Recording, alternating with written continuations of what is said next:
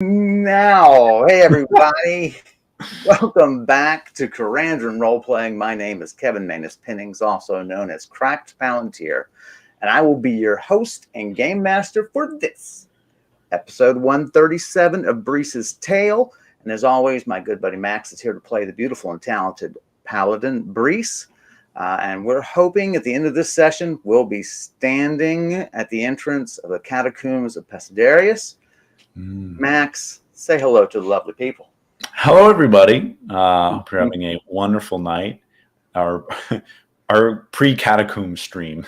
That's right. That's our goal. Preparation. It's taken us a long time, but we're finally here. So, fill us in if you can, Max. Unless you'd rather, I'm not sure I could do it honestly. Oh yeah, my travels have. I can tell you that while Brise is a paladin of the established faith here in Theaxia, the nation, the predominantly Manish nation, right in the center of our world map. Hers is a secret cult, part of that faith, in that they believe that the established orthodoxy has suppressed natural magical ability in everyone. That is, they believe that the birthright of every living being is the ability to use magic, and that the established orthodoxy was afraid of that, and that they have used their power and their social influence to convince people that only the wise and only the specially trained can use magic. And so this cult of the 9 stars, as they call themselves, they have been seeking to unlock the magical potential blocked by religious training and cultural conditioning. In working with this sort of sketchy sorcerer named Oshekra, we learned that he investigated those claims 20 years ago. It was just something that stumbled across his way. He became very interested in it, and his investigation was very thorough. And he's telling Brise, "Oh no, I've seen their ancient rites and things that they attempted to do. They weren't trying to unlock magical potential in everybody. You can tell that from the scripts they used, the spells they were writing. You can tell that's not what they were trying to do. They were trying to grant everyone the ability to use magic. That magic isn't inherent to everyone." And Brise has a hard time believing this, but she is committed to finding the truth of it, but also finding these holy sites that were established by the founders of her sect, and tried to bring them back to use among her fellow followers.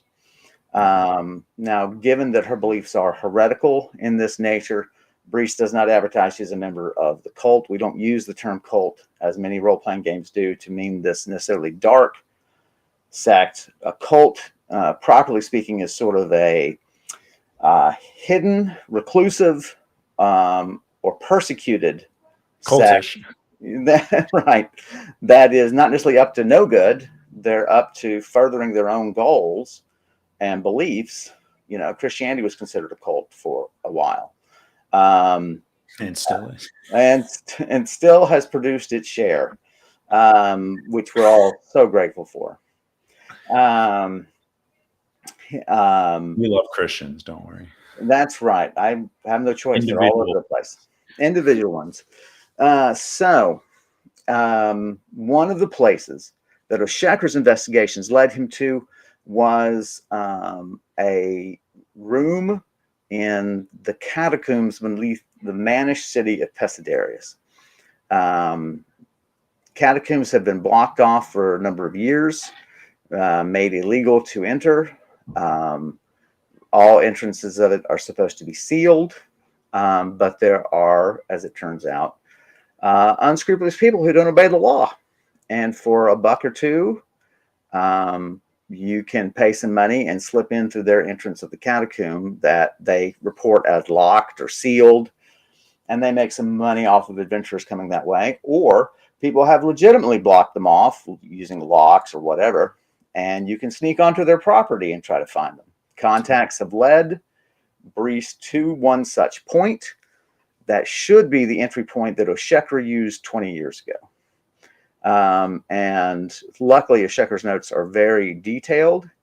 And so, despite the madness and twistedness of the catacombs, and I mean that purely architecturally, not in some sort of fantastical way, she should be able to find her way to the room and see for herself the remnants of what her sex founders have done. Yeah. So more specifically, Max, am I missing out on something? I guess the specifics of where we left off. We know that you cased this above ground entrance to the catacombs. It's in a wealthy neighborhood, a very wealthy neighborhood. You saw a locked door of essentially this was a standalone small building. We called it a kiosk. Right. And presumably it's going to be get past the lock and then stairs will shoot straight down. Right. But we don't know yet if the lock is magically enchanted or if there's right. some other wards we need right. to know about. So we also don't know if there's going to be a guard about the place. Mm-hmm. The wealthy are then, as now, are jealous of holding on to their possessions, and so there are often at least night watchmen, if not day watchmen, watch persons, and watchmakers. Anyway, those are the really dangerous ones. They are. You're but a tiny cog in their machinations.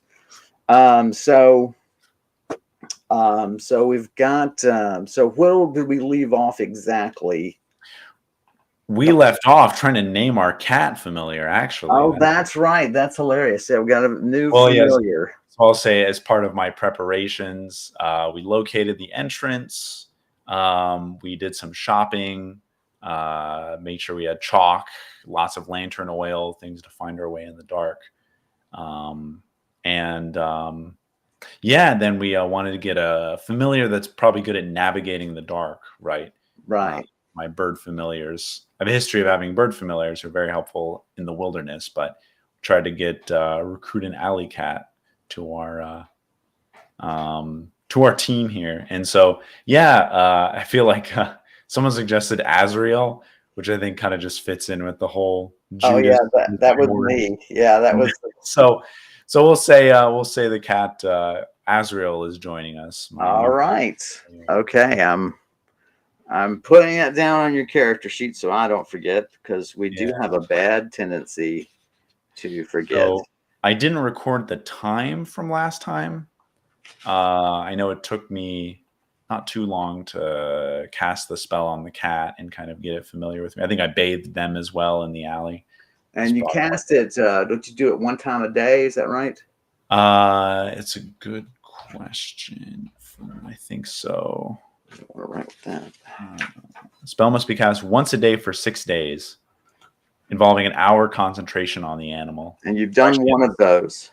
Yeah, so it has been like an hour today. So it's probably early evening. Right. So do you have a inn for the night? I am staying at it's actually, the alley is right next to this inn, and it's called the Brandy Fire. Yeah, the Brandy Fire Inn. Right. Very high end, right? Yeah, 2 gold pieces a night. Yeah. But so it could give you then a way to just rest and relax. If you get the cat up to snuff, not necessarily waiting a week, but waiting maybe one additional day. Yeah. So that it can. We had established last time that the spell should allow me to like command the cat within 1 day. Like not it maybe won't do everything I tell it to do, but I'll at least follow me and stay close to me. Right. After a day, after the second casting. So. And your big use for it is, of course, to make use of it as He snuffed the cat already. It's almost a record. Was I was what a gonna get magic item? passwords. Um, Sorry, what's that, Kevin? no, Quinn is asking, was it a magic item? But No, it's my phone. I'm casting the familiar spell right. properly this time. Do we roll? It's a tabby, isn't it? It's an orange tabby. Yeah, orange tabby cat. Right. I'll write that down too. Azro, didn't we say it's the name of the cat from? It's Gargamel's cat. Right. It's also it's also one of the demons from the Bible. Right. But I do find it funny they use it as the name of Gargamel's cat from the Smurfs. So yeah, so you could take this day, rest and this evening, rest and relax. In the morning, cast it again on the cat. Right. Gain more abilities. Continue being friendly to the cat and that sort of thing.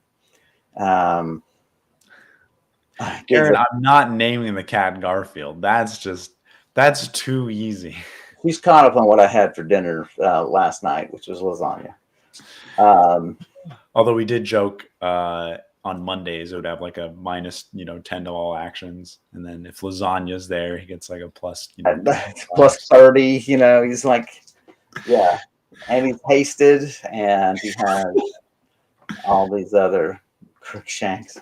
Okay, so yeah, I will go up to my room, have the cat. I'm assuming I don't know if I saw familiars inside the brandy fire, right? Would they be fine with bringing a clean cat inside? Sure. I mean, especially if you keep it a little wrapped up, right? And you're just petting it and so on. They're not going to argue.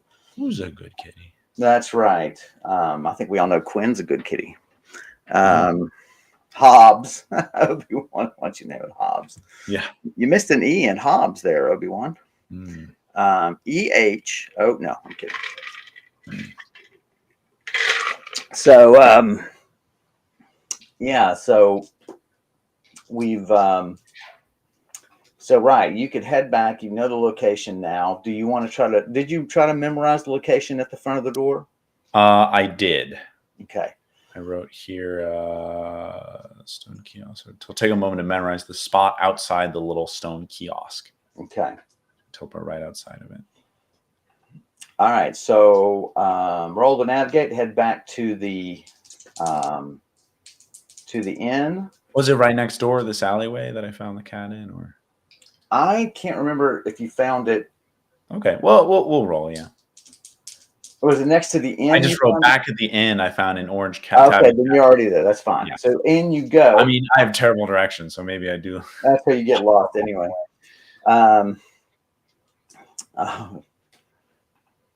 Oh, that's clever, Quinn. So yeah, you make it in. No one bats an eye. No one cats an eye. No one cats an eye. Right. All right. Drop it off in the room. You probably need to secure the inn for at least another night. Yeah, I'm gonna go downstairs and probably get just a week. Let's put 10 gold for the to the innkeeper. All right. He can do that. Oh man, I'm short on money. That's okay. I have 3 gold pieces left. I mean, in terms of meal, as an adventurer, it's not hard to trade an item and get more stuff. Right. More liquid cash. My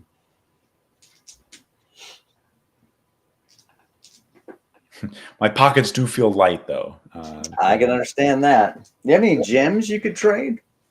I do, actually. Yeah, I've got small blue gem, dark violet gemstone, and another blue gem. Although I'm kind of fond of blue gems, so I was kind of keeping those, as my own little tokens. Yeah, tokens. Yeah. Mementos. Well, I mean, if you want to part with one of them, I mean, certainly this is a crowd that would consider buying such things. Yeah, I think I'm good for now. I shouldn't need any money on me. So meals here are pricey, are they not? Yeah, it's 4 silver piece a meal. Yeah. So you buy a meal, save some scraps for the cat.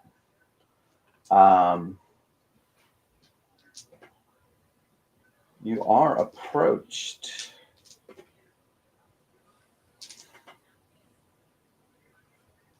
Isn't that same goblin from last time?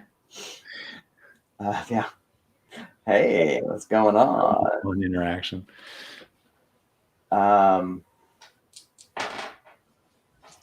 Young elven woman approaches you. Tall, dangerously thin. You don't, a little uncomfortable looking at her. She has clearly survived a bout of the goblin pox and has left her face considerably scarred. She does, she's clearly aware of it. She holds her, cowl up. And so she approaches you. She says to you in Elven, you speak Elven? You do. I do. She says, am I right in assuming that you're a woman of some risk? I say you could say that, depends on the what is being asked of me, but I have open ears. Respond in Elven. I have recently inherited my father's merchant interests, and I must now journey to various places throughout the Axia to establish my ownership of the business and meet with partners. Okay. I am uncomfortable traveling with a male security guard, but you carry yourself quite impressively. And I was wondering if I could hire you. So it sounds like she wants to be traveling on the road for a while, which I wouldn't really be able to do because I'm in the service to Lady Mirgral. So I tell her that unfortunately I don't have much time to spend traveling. I'm in the service of a noble lord. So You give her the name of the adventuring group. oh yeah. I tell her to seek people at the Rabbit's Run Adventuring Guild. They'll definitely be more like me.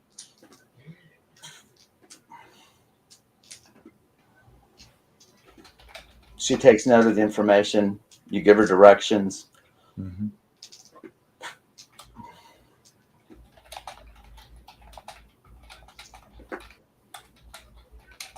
She thanks you for your kindness.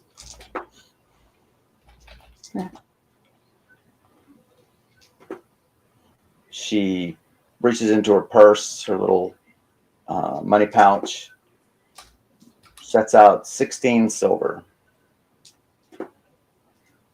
I, say I don't necessarily need your money. All I did was give you directions, but thank you anyway. She insists and pushes it towards you, rises and leaves. All right.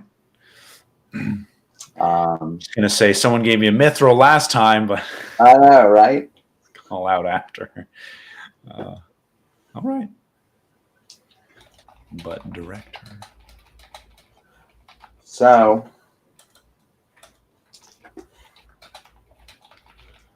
you feel it nice to be around people, particularly higher society.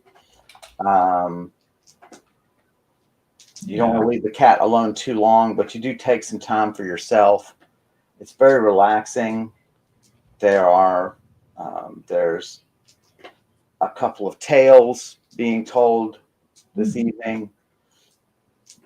Couple of songs arise yet later, And it's just really good to sort of, remind yourself that you can be normal again and have a normal life whenever you Yeah. want.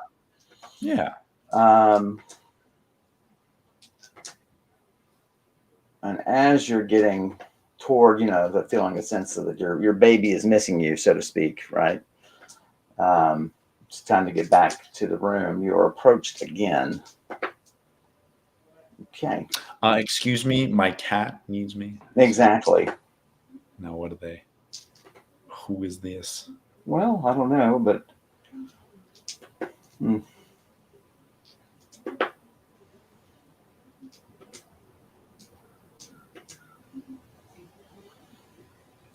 yeah, let's do it that I way. keep trying to make it to the catacombs, but people keep like approaching me, asking things like, "Stop! I need to go." I feel like I'm at work.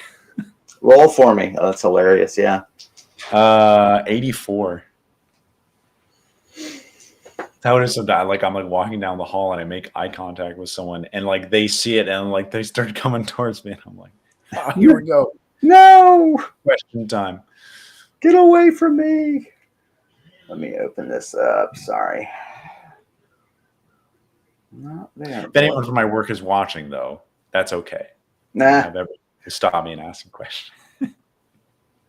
I don't try to backpedal now. He hates y'all's guts. He was telling me just this the other day. Like, Oh come man, on.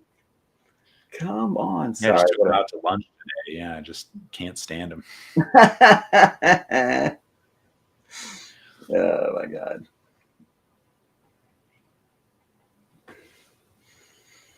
Sorry, I gotta open up the roller.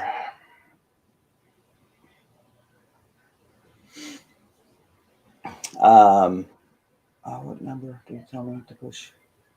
There we go. There we go. So it's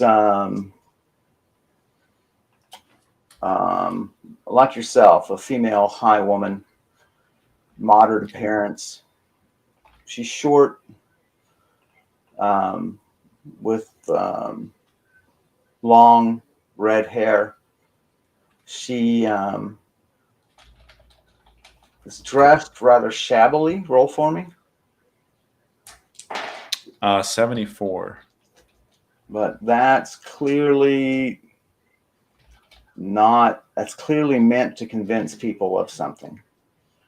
So this inn, you're supposed to be nicely like they told me to change my clothes when I came into the inn, so I'm already suspicious of her based on that. Yeah, I could see you being that. Um, she sits and says,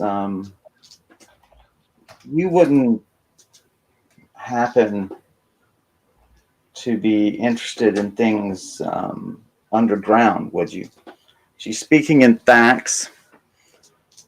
No trace of accent, so she was at least raised in the area or in the nation. Things underground. I say there's a lot of things underground. It's a very general question. Could you be more specific? Well, Yes, I grow potatoes. I am wondering if there is any chance that you would be going to the catacombs. Can I get a feeling about this woman, about what her You can motivation might be? 98. roll again and add it. Wow. Plus 65. This heifer's been in your mind. You remember feeling a little weird Okay. a few minutes ago. You pushed through it just thinking you were tired or what have you. But now you recognize this voice Yeah. landing on a thought of yours about the catacombs, and she is very interested in anyone going down to the catacombs. Okay. Well, yeah, In Brees terms, is well, hang on just a second. In terms of her, she's in it for herself. okay. She definitely is working with misdirection and so on. That's sort of just a standard element of hers. Hmm. Um, but she herself is not a bad person, but this is a self-interested Okay.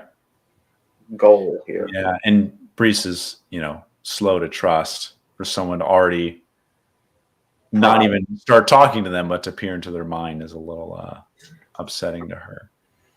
Um, how would I respond? Um, hmm.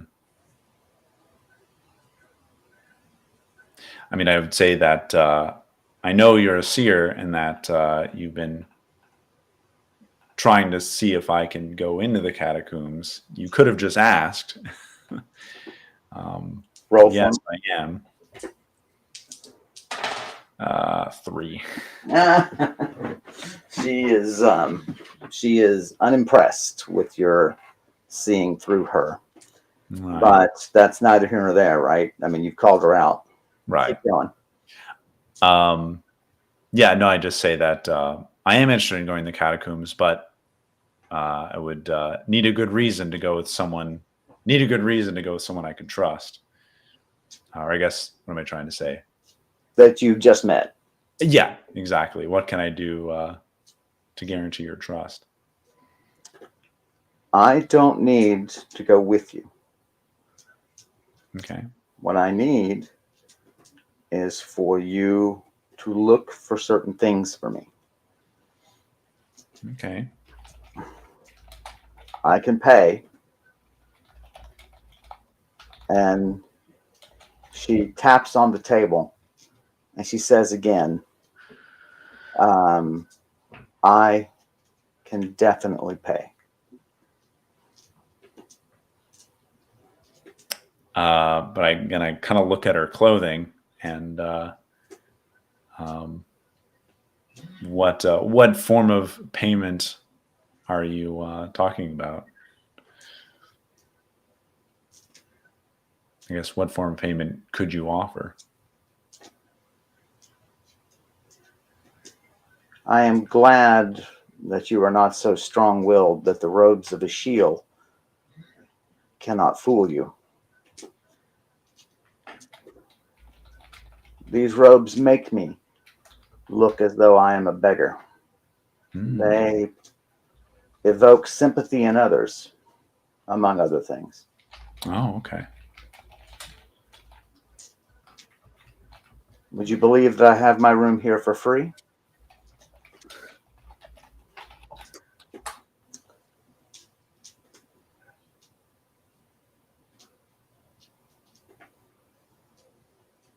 I need someone who's going down, who is willing to bring me the things I need from the catacombs.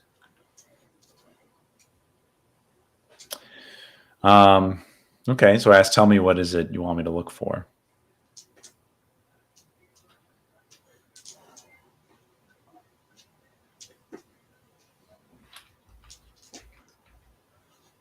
There's a series of iron crowns.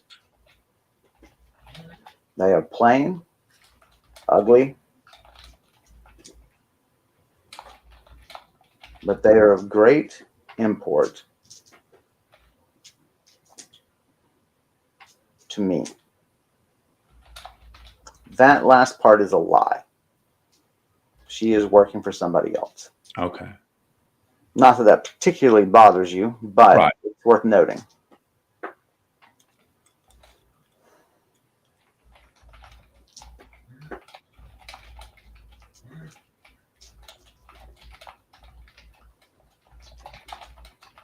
It is not advised that you attune or otherwise cast your mind into the crowns. One, it is extremely difficult. Secondly, if done incorrectly, there can be considerable consequences. loss of sanity,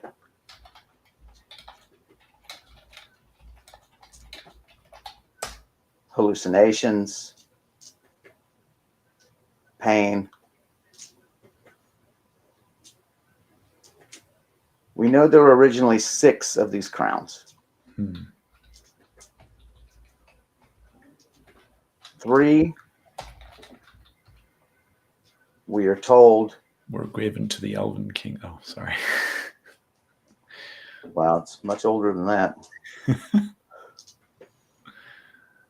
Were buried with their last owners here in the catacombs. Okay. Now, there hasn't been a burial in the catacombs for 200 years.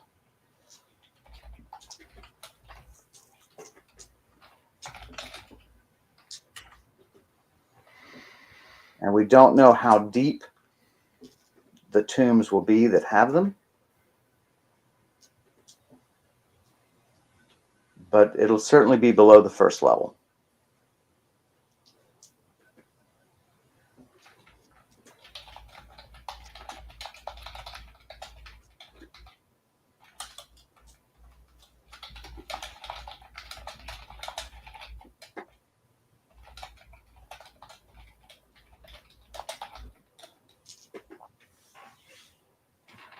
If you are interested, let's talk price. If you're not interested, I will leave you be. Tell me. Sorry. You scared me.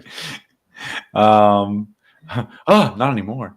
Tell me what you or whoever you serve will do with these crowns if you have them in hand.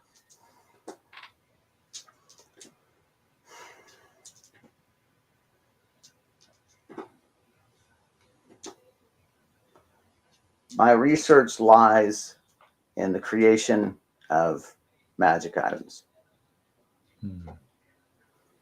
The defenses on these items are particularly unique. And if one is to get into making items of power for royalty and the affluent, they usually insist that they are protected somehow from accidental use. Okay, say that again. So a normal person can't use it. It's protected from them using it. It would take, right. I mean, just like these, like it takes a really skilled, not magic user, it's not quite the right word, but magic item user, someone really skilled at attunement. Right. So that a casual person just can't pick it up, right? You would have to be very skilled in using magic items to use this. So what she is suggesting, and this is kind of interesting because as it applies to possibly Meagral, right? Yeah. That maybe the affluent train themselves, some of the affluent train themselves very hard in attuning. And that way they can get items that are very difficult to attune to and that have defenses if you fail on attune, because it won't affect them, but it could affect other people. Yeah, okay. And so these items seem to fit that bill. I see. And she's interested in that kind of class of attuning. Right. Okay. She's like, now I would be a fool to tell you that these crowns are not powerful. They are, of course, crowns. Mm-hmm.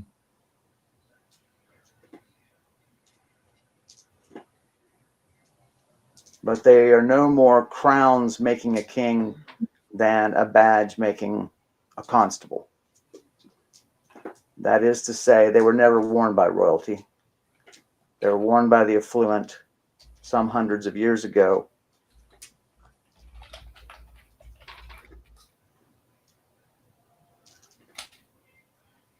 Among the bird worshippers who lived here. Mm. They since then passed down to other hands, and it is now that we find them in our time, hopefully ready to be rescued and made useful again. You do believe her at least about her purpose, you definitely believe. Yeah. Okay. I say I'm willing to keep my eye out for them and try to at least recover some of them if I come across them for you.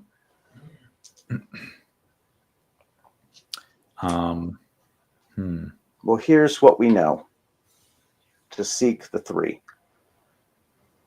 One we know belonged to a merchant. That was the last recording of its presence. It will be either with his tomb or with one of his daughters.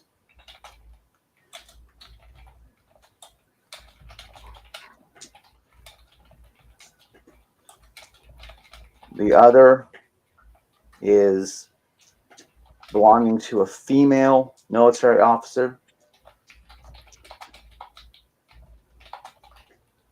possibly a general. Again, among the bird worshippers is where these tombs should lie. Right. It is either with her or with her husband, unless the tombs have already been pillaged. Okay.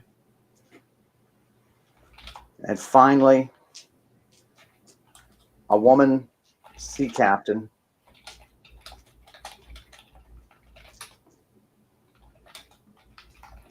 whose voyages were of some note.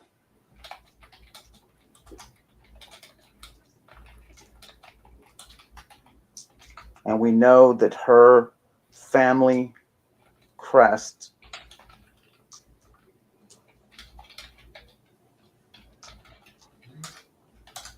was the seabird known as the red wader, Wader.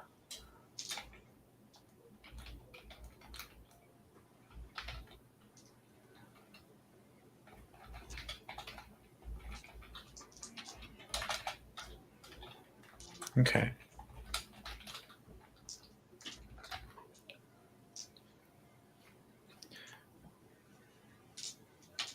Do I know what a red waiter looks like? Where you're from, have you ever seen one? You've heard them described, long-legged, squat-bodied, Okay. short-necked, but long bill that curves downward. Yeah. So I just give that description and see if she kind of confirms.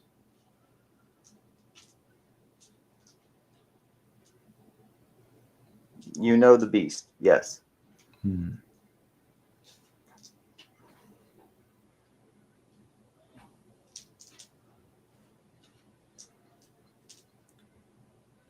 She leans forward. She says, "For each crown you return to us, what is it you would want?" That is a great question. I'm always bad at naming things that I would like. If you have, I ask her if she has any magic items, rare and powerful magic items that she'd be willing to trade for each crown I could select from. That is possible. I would need to know what sort of things you find useful. Mm-hmm. We could also deal in cash. I know. What was I looking for again? Because I lost some. I need to scroll down to the magic items I've lost. That could take a while. Everyone go refill your drinks because we're going to scroll through. Karandrin is a game of attrition. Easy come, easy go. The list of dead magic items begins thusly. The reading of the obituary of his magical arsenal. Or is it something that could help me with? That's sure you can speak in generalities. I want an item that does this. I want an item that does that. Well, yeah. I just want to make sure it's a worthy kind of exchange. Some of these items I've come across already, I know I could like buy, but like, what about this is my chance to get something that's a little more harder to come by. I mean, something that would let me fly would be really nice because I used a flying potion once. Yes, but is that your first pick when given your fear of heights? No, one of my picks.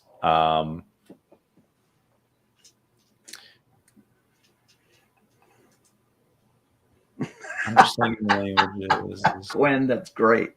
Yeah. I'm trying to bring magic to everybody, Quinn. Not That's hilarious. The irony of that alone. if everyone has magic, then no one has magic. That's It's right. no longer magical. I've had to rename Karandrin, the game, because that dimension was destroyed. If it wasn't going to be destroyed by Max, it'd be destroyed by Josh. Those are your two choices. So Josh had a real run at it. He did some time travel stuff. Yeah. I mean, honestly, some magic item, anything for against demons, right? I mean, I have my girdle that I have on me, but and I also have that necklace presents against demon influence, but any kind of weapon targeted towards slaying demons. Something I haven't really come across that could be really useful.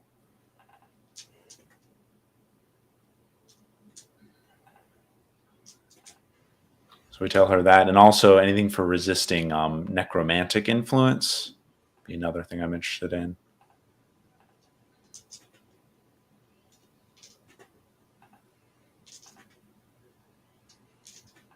She takes out pen and paper, and she, in a bottle of ink, and she starts making notes. Okay. And then I also anything that can, if there's any magic items that are capable of teleporting without, causing exhaustion or lowering the risk of fumble, would be also very helpful.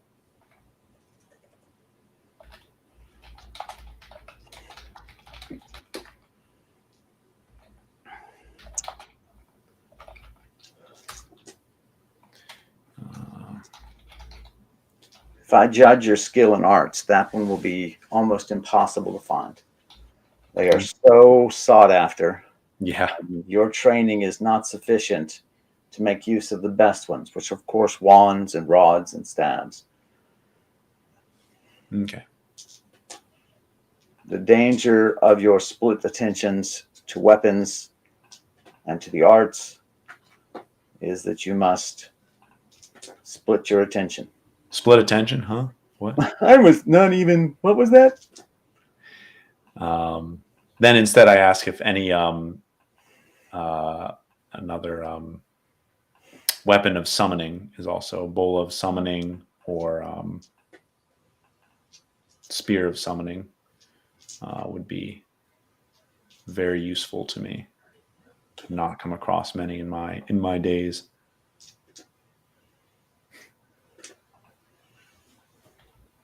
She makes a note. Okay. She takes out 2 mithril.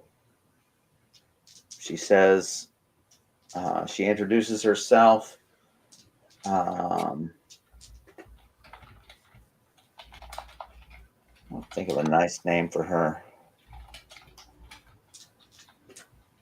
Her name is Gazanda, Gazanda.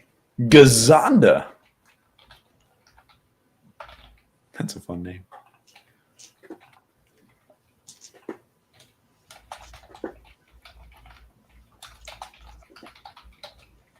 Oh. I mean, I know you don't trust her yet, so I don't know exactly when to do this, but, is it time to consider parting with the crossbow? That's at Miagral's keep. Well, Yeah. still having the contact, though. Promise it. That's someone I could potentially sell it to, right? Yeah. Yeah. Just want to throw it out there. I mean, you don't really trust him yet, so. Now, Yeah, we'll see after this deal, right? If she does honor her deal, then might be a good customer, for that. She tells you that the first two items you've listed, she knows she has access to, Okay. and she'll begin researching the third, seeing what her resources are. She is staying here.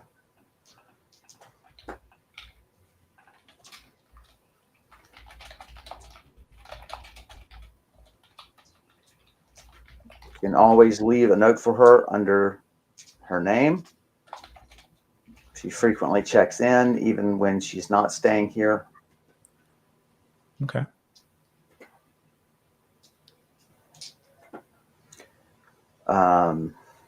So not really a person who has good motives, not really a person who has bad motives. Right. Um, I like how Quinn's like, Brees kills magic items. Sam and Windchime Girl kills wizards. Orna kills your patients. Brees does all of those. Kills wizards. I'd kill patients. Got it all. She's the full package. All on accident too, I swear. Okay, cool. So new contact, new person. Yeah. Need to move her dad. I do ask her, would you mind telling me the name of who you work for? Just I would She like didn't mention that she's not mentioned an employer. You know that she's not working. You saw right. through. Right, but that's what I would like to say. It's like You want to call her. Yeah. I'm sure you have to be working for someone. 6 crowns for one individual is a lot. Do you mind telling me who you're working for, so I can research their motives as well? Well, how would Prethnot feel if it were revealed that you knew her? Stop looking through my memories. That's fair.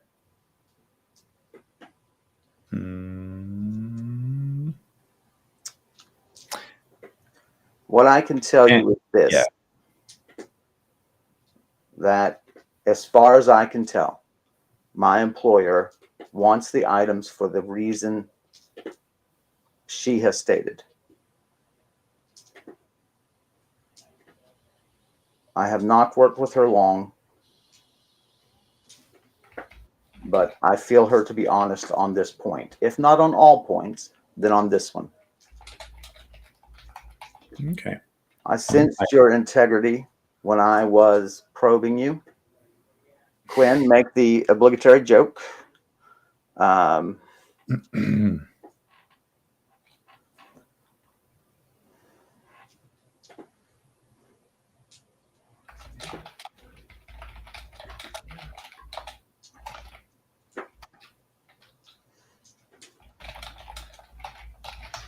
Okay. Yeah, no, I say honesty goes a long way. So I'll trust your trust in her. Roll for me. Thank you, Quinn. 49. You do find her likable.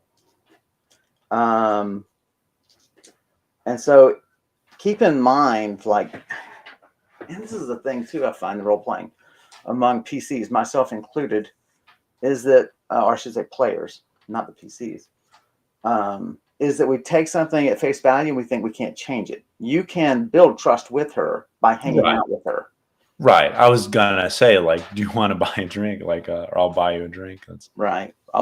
Except I need to check on my cat. If you know what I mean. I don't know how pressured I feel to go back up to my room and check if Azrael's okay. But you definitely need to keep maintaining that relationship. Right. So I tell her, perhaps tomorrow afternoon we could chat over lunch some. I mean, or just have her stick around. You could do both this evening, and if she's going to be around for another half hour to an hour. Yeah, okay. I tell her that I need to go back to my room really quick, but if you're still here, we could definitely talk more. She says, yeah, she'll be downstairs for the evening. She likes the social buzz of the place. She's clearly warming to you socially as well.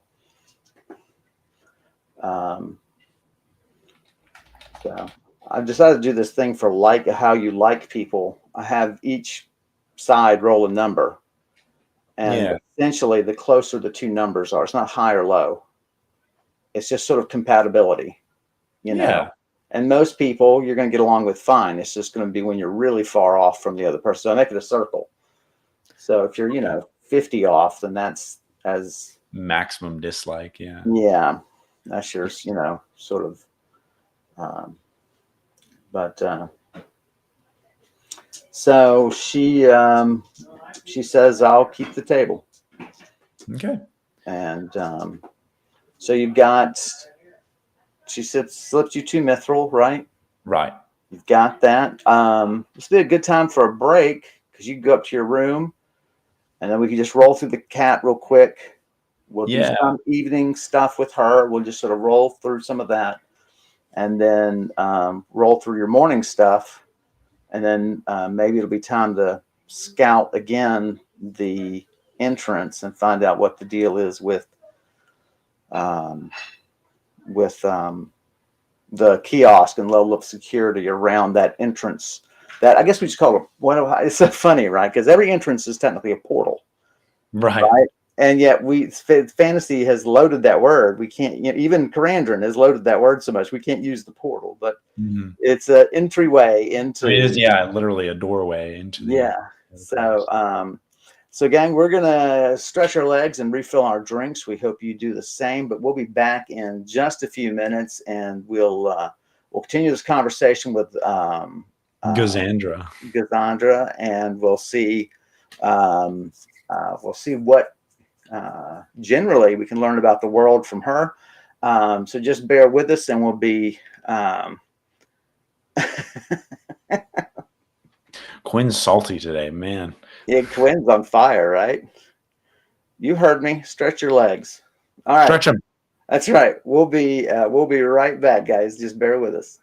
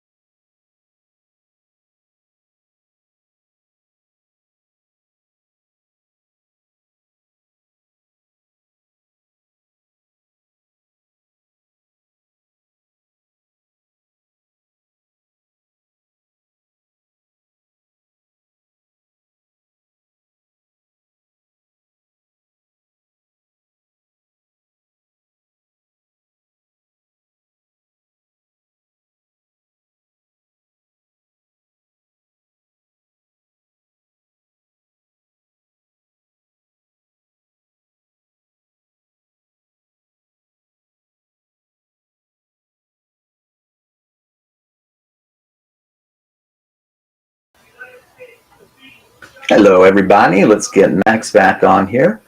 There he is. Welcome back to everyone. And so we're going to send you upstairs. Really quick, could I little retro thing Yeah. add another item I'm interested in that I tell Gazandra is anything for disguising, right? Okay. Right? Potions of face change, right? But is there a magic item that can accomplish that too? Okay. So throw that in the list. We'll totally do that. Wow. You are just. I've rolled open ended for 3 of the 4 that you've asked for. So she tells you she can definitely. Cool. This lady has good taste in magic items. Man, or at least equivalent taste in magic items, right? I mean, similar. Well, I'm implying that I have good taste in magic items. I don't think anyone's going to believe that. Um, I think we are pretty far from reaching that point. Do you mean my chimes that chime when the undead is near? I really like that one. Oh yeah. What's the range on that one? We need to figure that out actually. Chimes. Within 200 feet by chiming sound. That'll be really useful in the catacombs. It will. I need to make a note of that too. Yeah, and I have that in my bag of holding. So, where should I put that?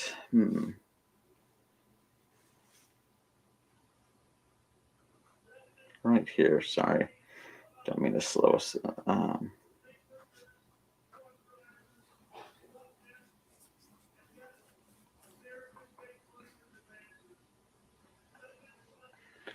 There we go.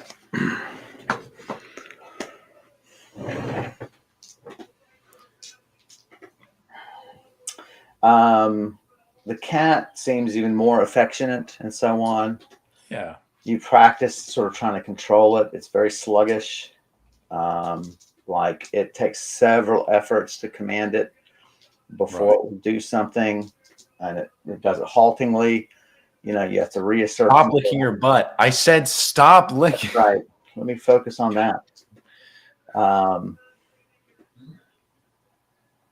So, you give it affection, you give it some water, you sort of keep working with it. It has some injuries that'll don't particularly concern you. They're just, bad care, and, you're probably gonna have to investigate in some flea powder of some sort, probably some, give it a good dust bath or something, because it certainly has those sorts of problems. But fleas are just a part of medieval life. So Yeah.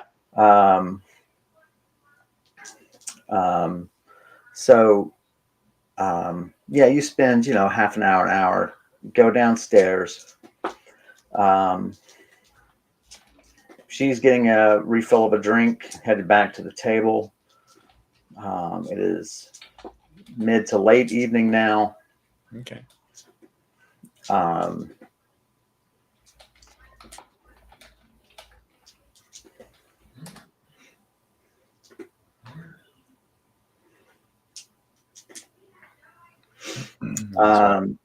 Sorry. Oh, I will just, come up to her and say, "Looks like you already have a drink, although I'll buy you the next one." She nods her head and thanks, gestures to a seat.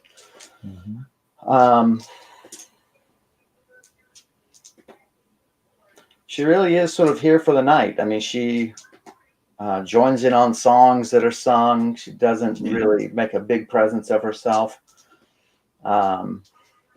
But you note, like, people look at her and they'll give her a curious look, and then immediately sympathy will come over their face. And you're like, whoa. That's an interesting magic. And you're like, I can feel it in me too, that I want to keep buying her stuff, making sure she has food, making sure she has this, when she clearly doesn't need that help. That's a fun magic item. Wow. Yeah, the robes of a shield. Shield. So she's very open. Quinn, make obligatory joke here. She's very open to like talking about her past and things like that. Okay. She's not super closed or anything. Let's see. What about her? Roll for me. 25. So she's, you know, that she's perceptive. I mean, she notes things. Her mom is open, dear Lord, man. She isn't particularly in a rush to do anything. And she's easy to laugh and likes to laugh. That's that's I asked her, where does she come from? Like the Axia or somewhere else?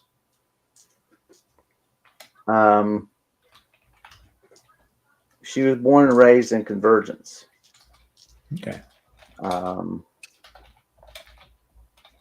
Left there to pursue the arts, her arts.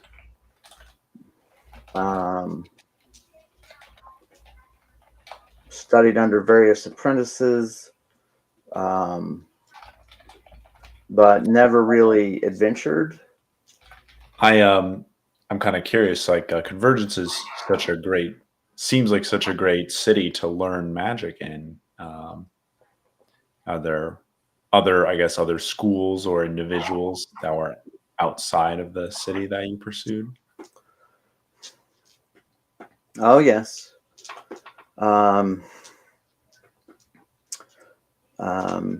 I've studied under seers in Gordovan in the Dwarven lands. I've studied them even in the Orc lands. Okay. Anyone who will give me enough food and shelter, and the work isn't too humiliating, then I will. If they have something to offer, then I'm willing to put in the work and learn. So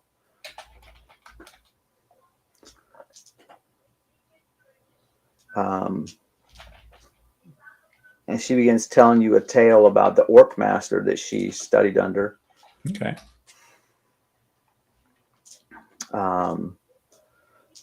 That he, like most orcs, you know, he believed in corporeal punishment as a part of any relationship. And so, you know, she's got some lashes on her back to prove it. But he was such a practical minded teacher that They give you the lashes when you succeed, actually. that's how they roll, yo. So she's very grateful for how he changed her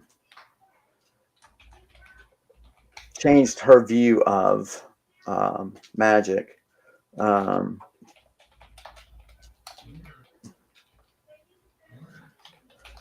His name was Cosgano.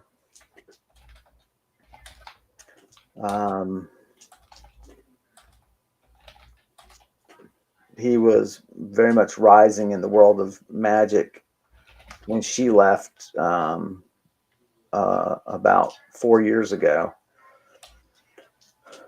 But because of his rise in fame and connections, she had less and less time to teach him. And so she finally came here.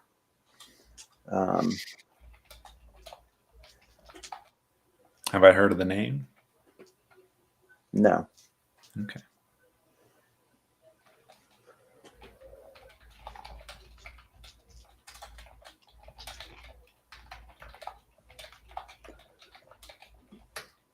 How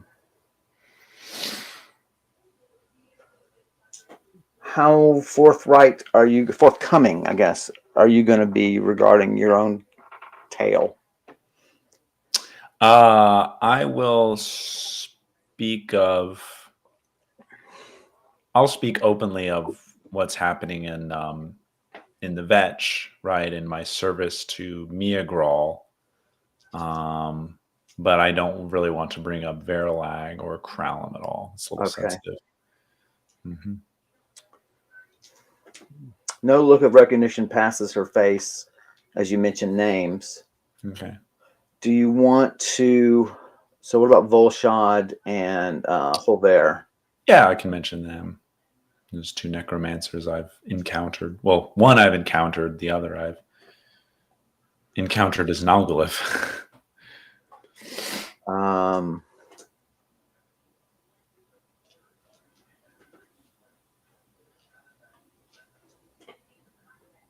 Holver, she said, was a name mentioned in Kothgano's quarters. Okay. Quite an up and comer, a prodigy, they said. Though what his ambitions were, or if he might be a fool, was never mentioned.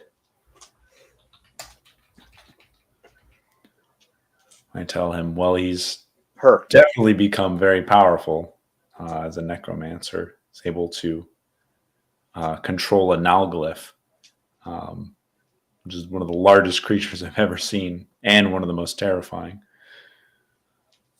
I only know them from description in my studies.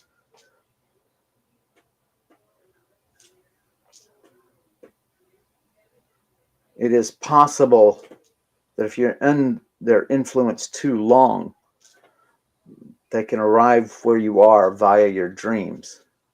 Quite a way for a giant creature to move.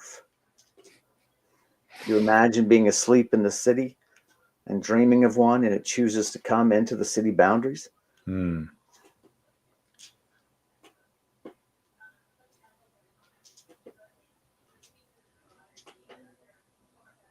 They say there are now glyph under the city. Wow. But how that's possible, how they could move through the catacombs without simply destroying them, I don't know. Hmm. Yeah, they do. I mentioned that they do seem to have a strange way of becoming corporeal and then incorporeal on a whim, it seems. Perhaps that explains it.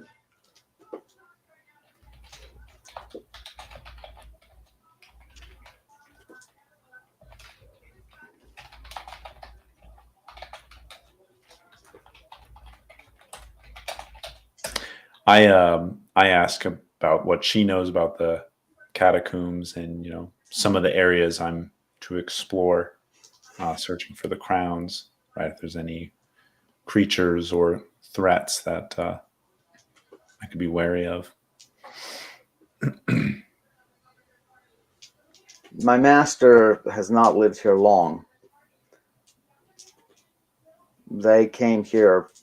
She came here for the crowns, expecting the search to be minimally a year or longer. Okay. You are the fourth she has hired. We have not found any.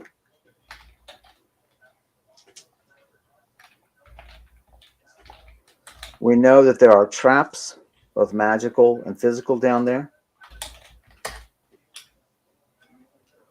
And we know there must be access to the outer world, the outer bounds of the city, because reports of regular creatures of the wild have been reported by some of our parties. Okay.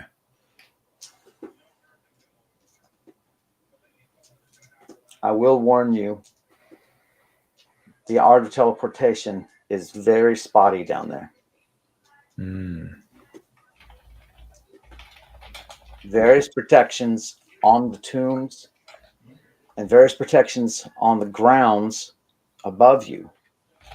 For instance, let's say you're exploring, and unbeknownst to you, you're beneath some great guild hall. Well, that guild hall may have wards against teleportation. Right. And now your line of sight approach may cross one of those wards, Right. or some other combination of magical influences having nothing to do with teleport complicate your teleport. Hmm. It is unwise to rely solely on teleport.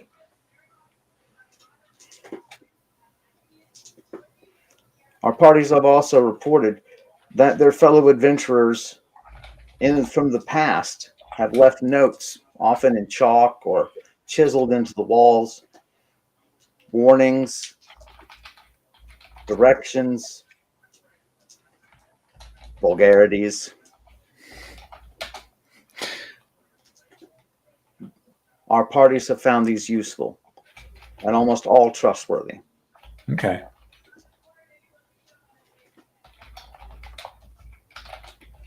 I realize you only intend to risk what you intend to risk for your own gain. But I can tell you that I will see to it that if you risk much for us, I will see to it that you are taken care of, healed as best as possible, and so on. That's a very kind gesture.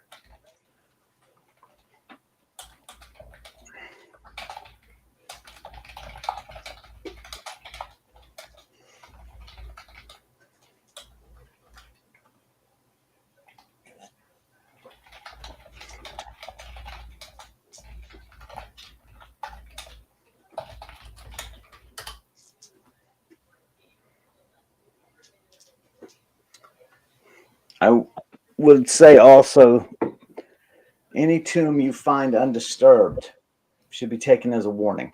Hmm. These tombs have been open for hundreds of years. If one has not been breached yet, especially if it's on the first two levels, then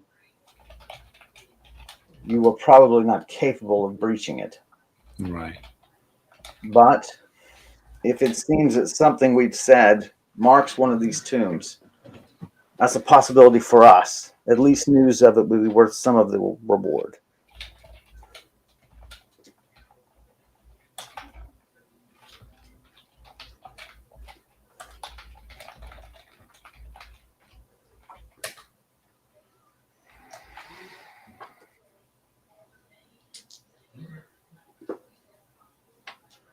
Um, Evening really does pass quite informatively. Um, I mean, she really is dedicated to magic almost purely. Yeah. Um, Her own interests do not seem to lie in creation of magic items, Hmm. but assisting with such things as getting her the training she does want, so she doesn't care. Right. Like she said, kind of whatever she can, as long as they're offering. She's fine. Right. Yeah. Roll for me. Uh, double lock. Wow. Her ultimate goal clearly is wealth. That she Okay. wants to get to a point that she can she can take care of herself and have financial power over people and live the life she wants to live. Right. Um, Even with terrible service and so on, she is very patient, very slow to anger. Mm-hmm.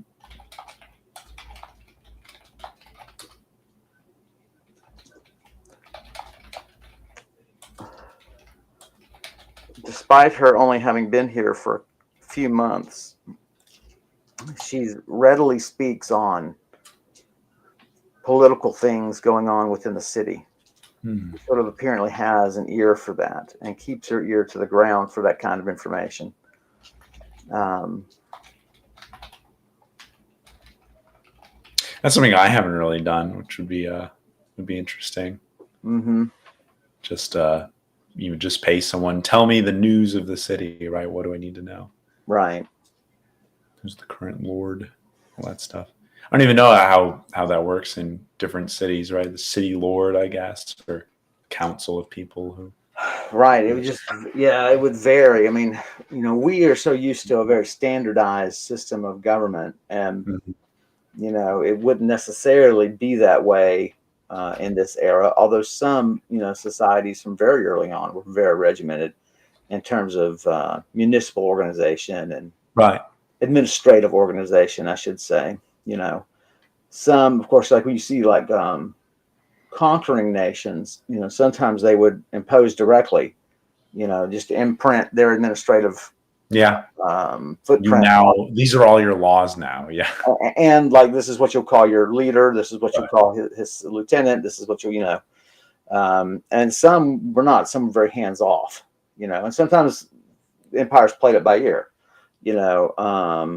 if you had a really difficult population, often, you might leave a big military presence, but you would say, but you can keep your gods, you can keep your, you can even keep calling this guy king.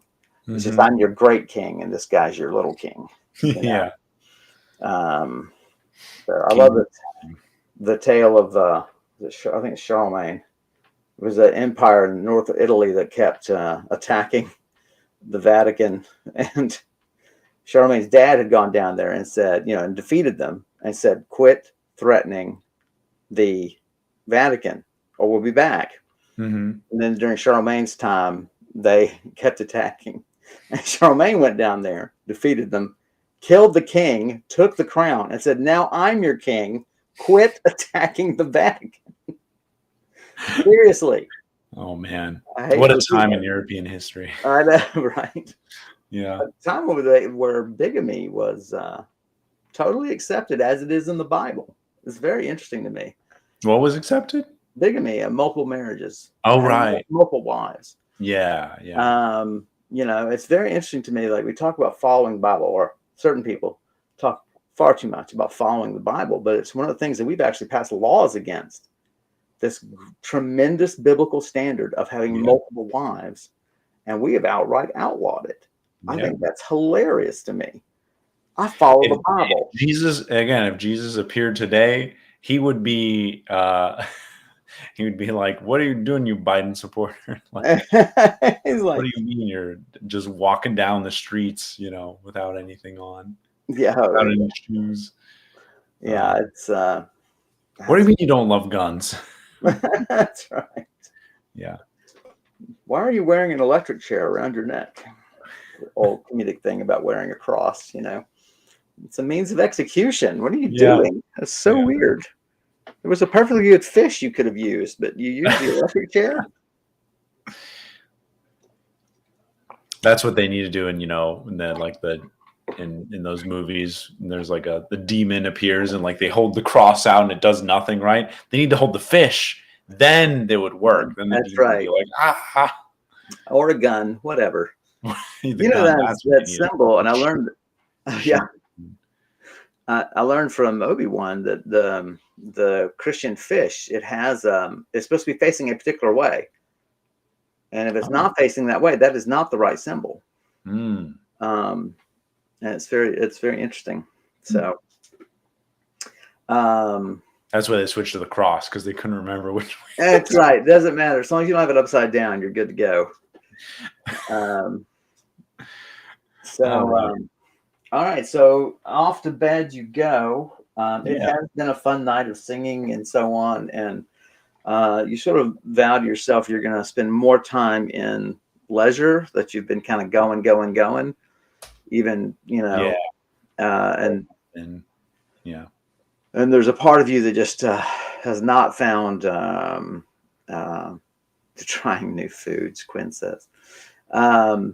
There's a part of you that has not been able to relax with this, given the pace you've put yourself under. Right. And part of this wealthy life should be, as you were taught in childhood, enjoying yourself. So up to your room, you basically just crash as soon as you hit the pillow. Okay. So you play with Azrael more, and clearly he once belonged to somebody. He's warming up way too quick to be just completely feral. Aw. And and so yeah, you go to sleep, and let's do your 3 rolls. Okay. I really like how her mom is open to trying new foods, separated by 15 minutes. Exactly. Really. That's I suggest Unfinished. some nap time. That's what that suggests. We know we're not 25, 25. Wake up very early. 31, No dreams that you find significant. and 87. You wake up feeling pretty well. No complaints. Okay. Oops, there's my mouse.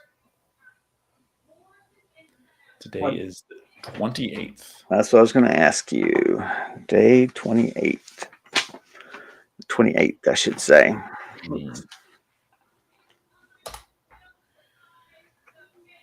All right.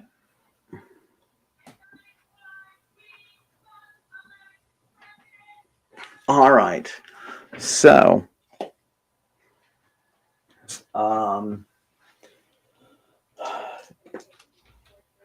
time for another casting. Yes. The Bond Familiar spell. From my tome. We also update all my HP and all that stuff. Exhaustion restored. PowerPoints. Our Gucci.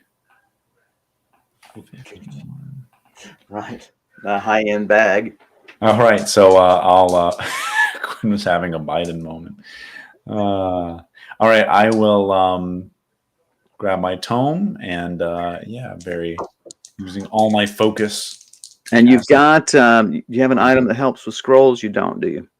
No. Okay. All right. I got you. Go for it. Well, actually, do I? I've got that very nice satchel that I found that gives. Oh, you're right. Plus 15 magic to scrolls. All right. I'm going to mark that down over here. See, I'm telling you, take your character sheet and put an asterisk by any skill. Yeah, you're right. Also, fumbled scrolls deal 5 less damage. That's really nice. Okay. Cast Create Bond. Boom. 94. Roll again. Oh, no, 94. 94. Yeah, not one shy. So close. So close. So close. Very nice casting. You only lose half exhaustion on that. Okay. You feel the bond really strengthen, and you feel like it probably has saved you a day of casting. Nice. Now with concentration, you can definitely see out of the animal's eyes, hear, and so on. Nice. Much more obedient and responsive.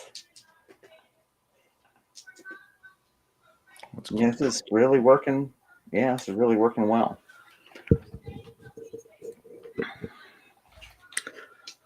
Okay.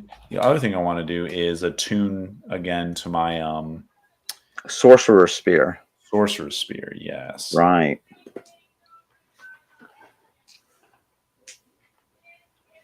And I was focusing on trying to focus on the duration, increasing duration, I believe. Okay. Roll it up. Okay. Boom. 80. Excellent. Nice. Very good.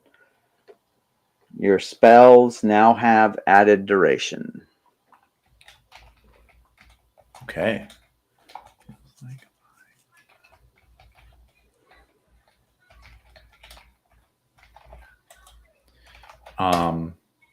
How much added duration again? Increases range by 10. Duration by 10. Oh, duration by 10. Okay. I should highlight the ones that I've achieved. That's a good idea. So I'll do that right down here. With a little bit of blue. Boop. A little blue. Boop. Attuned. I'll put that. Okay. So plus 10%? Yeah. Okay. I was going to say 10 hours? 10. That's it.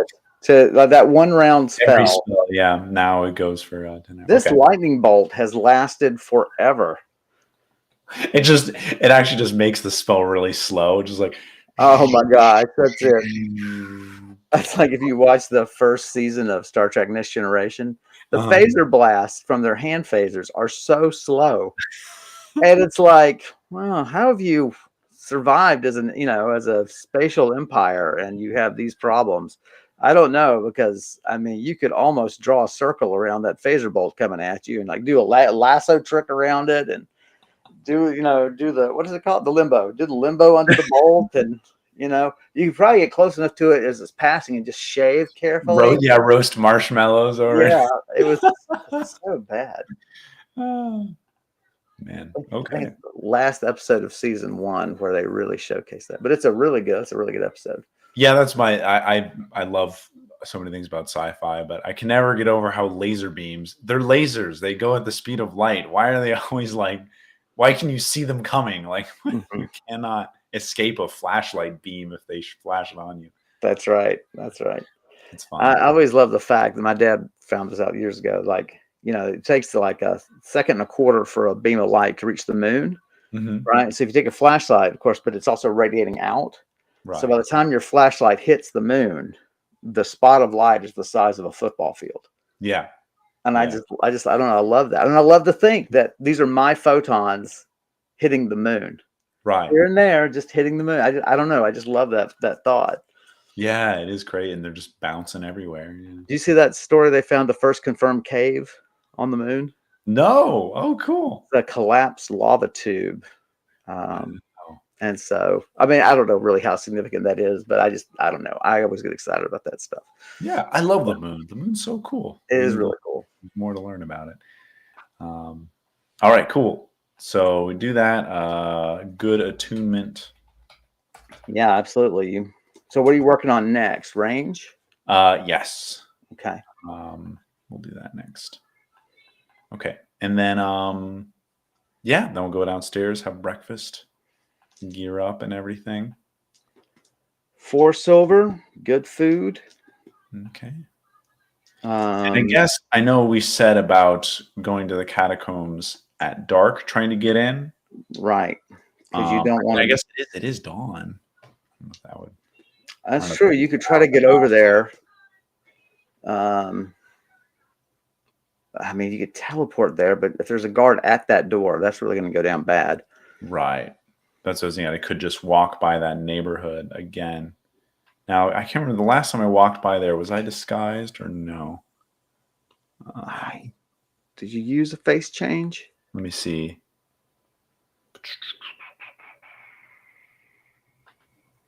Serving lady barkeep, blah, blah, blah. Spot the house, iron fence. I did not. I could this time, though. I'll walk down there, take a face change as I get close, and just scout it out again. Definitely security. Both at the door of the home and at the door of the catacombs. Mm-hmm. Oh, I should be careful also that remember Benil, I had an interaction with him yesterday. I told him I'd be using this entrance. Likely he's right. If he wanted to take any vengeance out on me, then he might be waiting around this spot. So what we'll do is we'll have you make it there surreptitiously. Mm-hmm. Watching to see if you're being followed. Then we'll have the cat do the scouting and you stay in the shadows. Yes. And then when you're ready, you'll take the face change potion. So right now you still have that face change potion. Okay. The cat does not find any evidence of anything. Now you could use the cat to. We're going to make sure we stay on top of the range of this familiar's Yeah. range as opposed to other Should be ones. 75 feet per level. So that would be. So cast from the tome, that makes it 10th level, so 750 feet. Well, no, it says level of caster, not level of spell. Yes, but the scrolls aren't being cast by you; they're being cast by the scroll. Okay. You see, because you've cast a spell. What am I trying to say? I know what you're trying to say. I just think the language It's doesn't confusing. reflect that. Yeah, I understand. Like the casted source, I would say. Yeah, there you go. That's a good. You're right. I'll make that change. Okay. So that means, yeah, it would be 750 feet easy.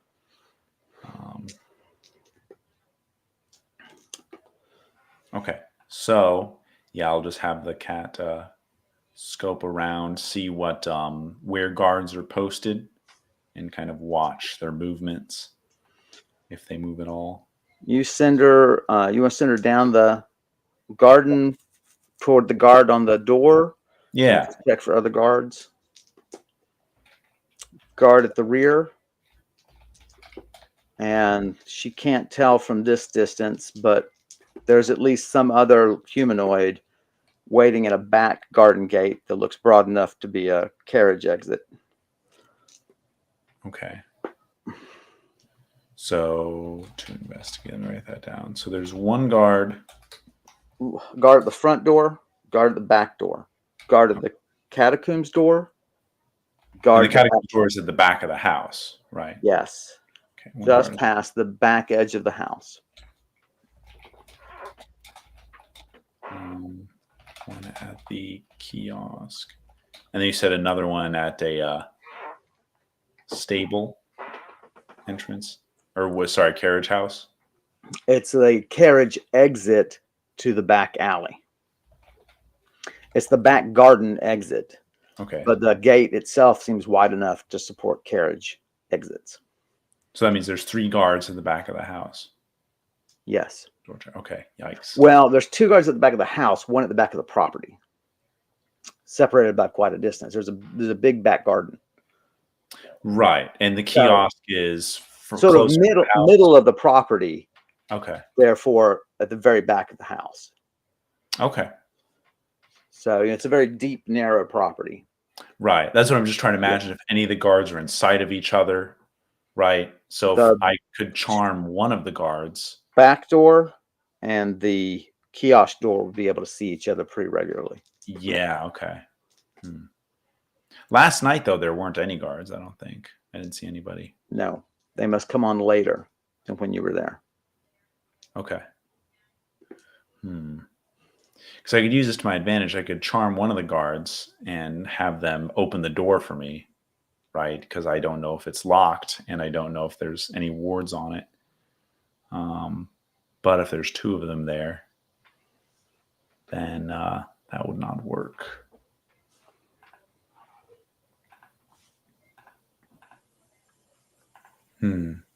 Unless I could use my cat to distract the guard at the back, right. The guard at the back of the house, and then charm the one at the kiosk.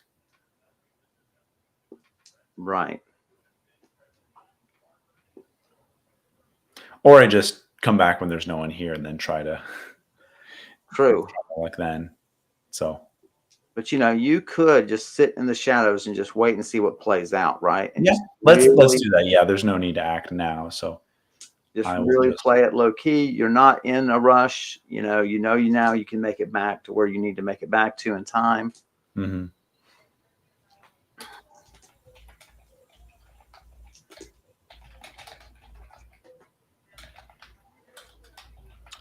So the guards leave about mid-morning. They all just pack up and go. Your cat's still doing the rounds or so on. You let him hunt once in the garden. The guards, both the backdoor guard and the kiosk guard, both of them have picked up your cat and played with it, and and then dropped it. Let it drop. Right. But they've been affectionate to the cat.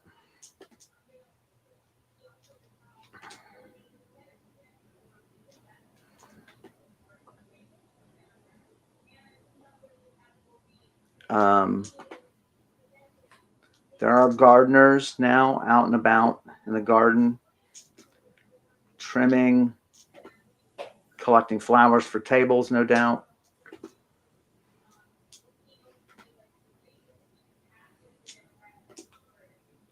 Stable boys are working in a carriage house to the back of the property.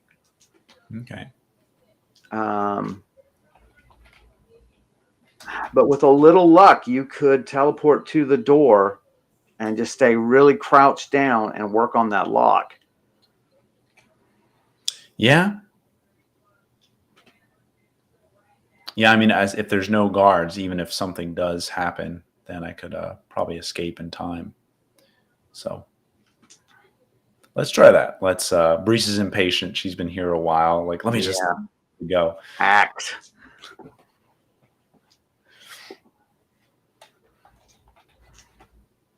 All right. Teleport or make a dash for it. What are you going to do? Does it seem like there's enough cover to make a dash for it? How far away? I mean, you have to cross the street. Yeah. And which means you'd have to either open that gate or climb over it. Let's just teleport. I think teleport's the way to go. Right, because I can see it. We'll just concentrate. Yeah, aim is not a problem. So just take your full time using your staff here. So your sorcerer spear. So yeah, it's going to be nice. Just don't roll a 5. Roll above a 5. Easy. Watch this. Boom. Oh, that's a 5. 54. Wait, are you 54 is the actual answer? There's a 54, yeah. I meant there's a 5 in the number. Where's your power coming from? Oh, from my PowerPoints. Okay. And that's 10 exhaustion. Boom, you show up, no problem.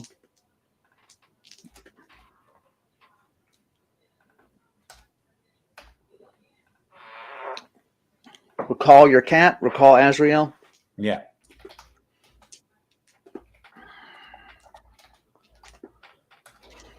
Okay. You've got a spell for this, don't you?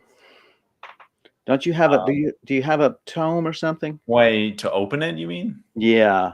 Or is it just you're gonna? No, I have the open, spell. I don't know if it's locked. I assume it is, right? It is. Yeah. There's a padlock on a gate across what is otherwise just a heavy iron door. Right. All right. We'll just try an open spell. And was that from you or from a tome? From me. Okay. So pump some power points into that joker. Yeah, we'll do a cast it at we'll do a level 10. Just to make sure. All right, roll it up. Here we go. 22. Not great. It trembles, but holds. Oh. That was 12 exhaustion. Okay. Boy, we're talking about being right at the threshold. Yeah. Okay. 76. What was I going to do? 12 exhaustion. Right. Oops. I didn't mean to do that. Okay. It would be interesting. I mean, obviously, Karandrin doesn't work this way, but it'd be cool to be like, right, if they cast it with like a level 30, right, lock, and if I do level 20, now there's 10 left, right? That would be interesting. Oh, interesting. I don't know that, right? But then I could be like, effect. Okay, I can add 5 more, right? And then see. Right. But I mean, I'll just have to cast it again, probably with 20 this time, right? Make sure it goes over it. Yeah, I mean, this is sort of all or nothing at this point. Yeah. So, okay. One more cast of open, this time at level 20. Okay. Definitely roll it up. my time concentrating, and then 92. Boom. It's got to roll really high to resist that. It unlocks quietly. You take the padlock off. Okay. It is a plus 15 magic padlock. Of course, you Wow. don't have a key for it, but you should take it so you don't get locked in. Yes. Or you could, yeah, I don't think there is a way for you to do this otherwise.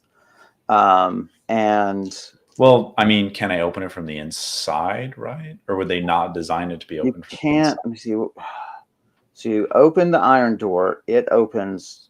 Oh, Oh, I see what you mean. The padlock is oh on the wow. outside. It So opens fucking silently. Oh, that's eerie. It opens so smoothly. yeah. And there is a short walkway in, and there's a hole with a ladder going down. Wow. The ladder is clearly new. How much exhaustion for the second casting did we? Level 20. So 92. You put 20, let's say 15. awesome. Okay. Puts me at 61. So, wow. So you can push it to, you can put the gate, swing the gate to, Mm-hmm. and it'll latch. What do you do with the lock? Do you want to hang it on something where it just kind of looks like it's there, or do you just want to leave it unlocked? I mean, I don't know. I don't know what the choice is. So, right, I'm trying to imagine. So the padlock, I can't keep it out.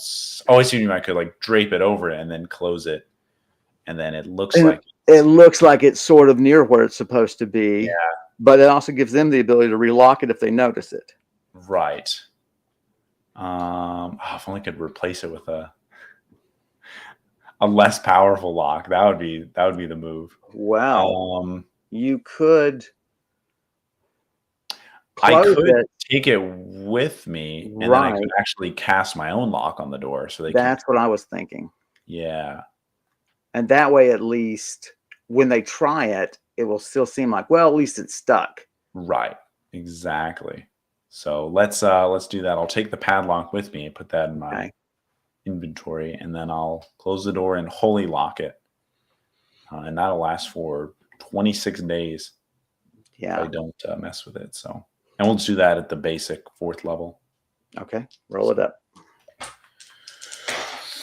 88. No problem. 3 exhaustion. Nice.